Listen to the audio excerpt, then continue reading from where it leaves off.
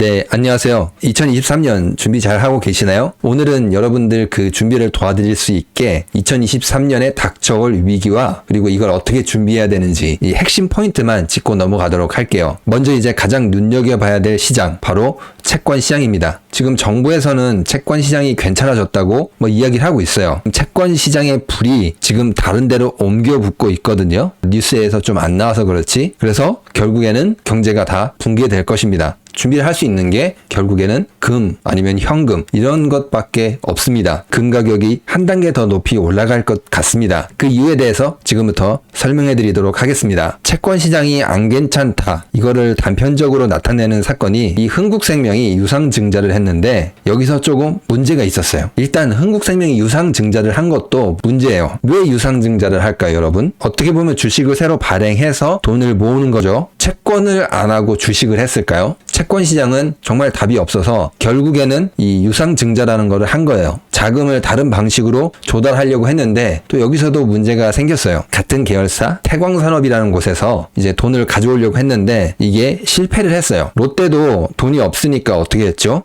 같은 계열사들이 돈을 모아서 줬죠. 유상증자 같은 것도 하고 그래서 이제 똑같아요. 롯데는 해서 돈을 좀 챙겼어요. 자금을 수여를 받았는데 흥국생명은 그게 조금 문제가 생겼어요. 흥국생명이 망한다는 게 아니라 이제 자금 시장이 너무 안 좋으니까 뭘 하다가 잘 안 됐다라는 거예요. 채권 시장에 있는 문제가 아직 완전히 해결이 되지 않았다는 겁니다. 뉴스에서만 이야기를 안 하지. 지금 만기 이야기도 있는데 2023년에 돌아오는 채권의 만기가 얼마다? 상반기만 406조예요. 지금 엄청난 금액이죠. 근데 이거보다 지금 더 위험한 게 있어요. 담보국채를 이용해서 유동성을 확보해라, 이렇게 이야기를 했어요. 어려운 건 아니에요. 은행들이나 증권사들은 국채를 들고 있잖아요. 그 국채를 이용을 해서 어떻게 해라? 돈을 어디서 마련해라, 그 말이에요. 국채는 안전자산이잖아요. 이제 그거를 담보로 해서 돈을 빌리는 거죠. 그렇게 돈을 빌려서 자금을 확보해라, 그렇게 이야기를 했거든요. 그렇게 하면 잘 될 것 같죠, 여러분? 근데 여기서 문제가 있어요. 첫 번째, 은행들한테 니들이 들고 있는 국채로 알아서 해라, 이렇게 했잖아요. 여기서 가장 중요한 포인트가 알아서 해라. 나는 여력이 없다요, 이제. 이게 핵심 포인트예요. 이 행간에 담긴 의미는 이제 정부에서는 한계다라는 거예요. 나는 이제 더 이상 도와줄 여력이 없다. 저번에 50조 마련하고 또 몇십조 마련하고 그랬죠. 이제는 어떻게 해줄 수 없다, 그거라는 거예요. 니들끼리 어떻게 좀 알아서 해라, 그거예요. 국채 있잖아, 국채. 그걸로 좀 어떻게 좀 해, 이거예요. 이제 더 이상 정부에서는 이거 앞에 있는 거 뭐죠? 이거 감당할 능력 없다는 거예요. 은행 보고 이렇게 하라는데 여기다도 어디 돈 도와줄 게 있을까요? 없습니다. 이제 은행 보고 알아서 하라는 건데 은행이나 증권사는 이 국채를 담보로 해서 돈을 빌리면은 해결이 될까요?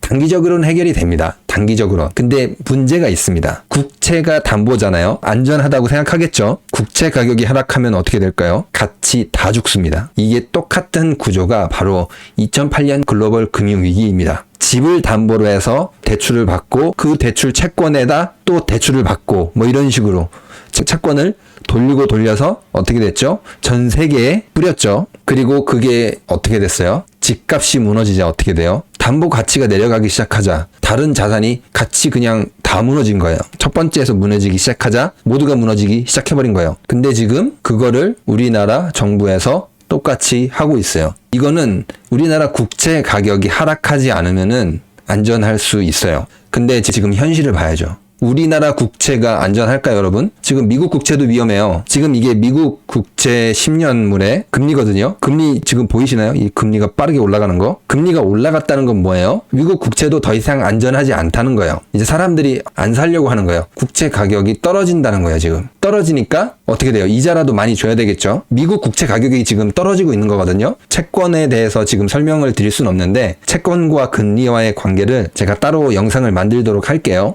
이제 아무튼 이제 채권하고 금리는 반대로 가요. 근데 지금 미국 채권 금리가 저렇게 올라가잖아요. 이제 국채 가격은 떨어지고 있다는 거예요. 그럼 미국 국채 가격이 떨어지는데 우리나라 국채 가격이 안 떨어지겠냐고요. 우리나라 국채가 미국 국채보다 더 튼튼하거나 더 안정적이다, 그렇게 말할 수 있는 사람이 사람이 있나요? 미국 국채가 지금 이렇게 하락하게 되면은 우리나라 국채 가격도 하락하게 돼요. 그럼 이제 어떻게 된다? 국채를 담보로 해서 돈을 빌렸잖아요. 그럼 이게 다 같이 무너진다는 거예요. 이렇게 2008년 글로벌 금융위기처럼. 근데 지금 정부에서 그걸 하고 있어요. 뭐 국채 시장이 좋으면은 할 수도 있는데 전혀 그렇지가 않거든요. 이거는 이제 불난 집에 그냥 기름을 갖다 놓는 거예요. 이제 정말 위험한 일이죠. 그럼 미국 국채 가격이 앞으로 어떻게 될 거냐, 이것도 봤을 때 이제 미국 국채 가격이 안정이 되면 또 우리나라 국채 가격도 안정이 될 수 있겠죠. 지금 상황이 그렇게 좋지는 않아요. 이제 미국 국채를 많이 사주는 이 일본이라든지 중국이 미국 국채를 오히려 팔고 있어요. 사지 않고. 왜냐? 여기도 이제 환율 방어를 위해서 그런 거거든요. 이제 그거를 노리고 파는 것도 있고, 지금 이 두 나라들이 그렇게 미국 국채를 사줄 만큼 그렇게 여유가 되질 않아요. 일본이라든지 중국이. 그래서 미국 채권 가격도 지금 위태위태합니다. 위태위태해요.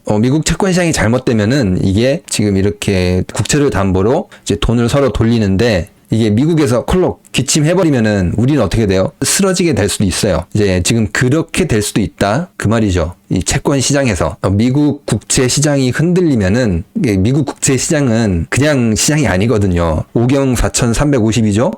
엄청나게 큰 시장이거든요. 미국 주식 시장보다 더 커요. 미국 국채 시장도 지금 안전하지 않아서 흔들리면은 엄청나게 큰 폭락이 올 수 있어요. 미국 시장 자체에서. 우리나라를 제외하고서라도 5경 하니까 뭐 감이 안 오는데, 우리나라 GDP가 2,000조 정도 해요. 우리나라 GDP의 27배 정도 합니다. 이제 이 시장이 잘못해서 흔들리면은 지금 흔들릴 기미가 있거든요. 지금 이것도 완전히 나락으로 떨어지는 거죠. 은행 문 닫는다, 이런 소리가 나오는 겁니다. 그러면 우리나라 채권 시장은 한 얼마나 정도 되냐? 2022년 9월 말 채권 발행 잔액이 한 2,600조 된다고 해요. 미국은 5경 넘어가는데 뭐 거의 세 발의 피죠. 미국에 비해서 크진 않는데 그래도 엄청나게 큰 시장이에요.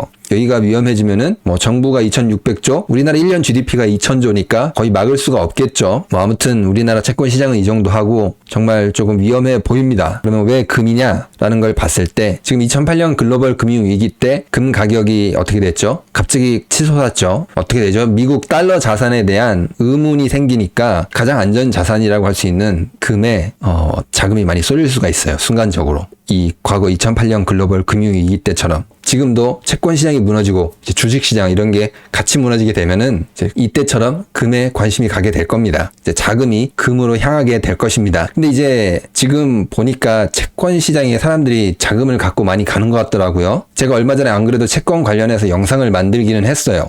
좀 눈여겨봐야 된다. 근데 아직은 이르다, 이렇게 말씀을 드렸거든요. 아직 조금 더 기다려봐야 돼요. 미국 금리가 완전히 고점인 거를 확인을 해야 되기 때문에 그 금리를 확인을 하고 이제 채권 시장을 봐야 되거든요. 근데 아직 이제 그 신호는 오지 않았기 때문에 여러분들 채권 혹시나 뭐 관심을 가지고 계시는 분들이 있으시다면 조금 보류하시는 게 좋을 것 같습니다. 뭐 오늘 영상은 여기까지 하도록 하겠습니다. 2023년 경제가 쉽지 않은 만큼 모두 다 안전하게 대비를 하시기 바랍니다. 구독과 좋아요, 알람 설정, 그리고 응원의 댓글은 영상을 만드는데 많은 힘이 됩니다. 감사합니다.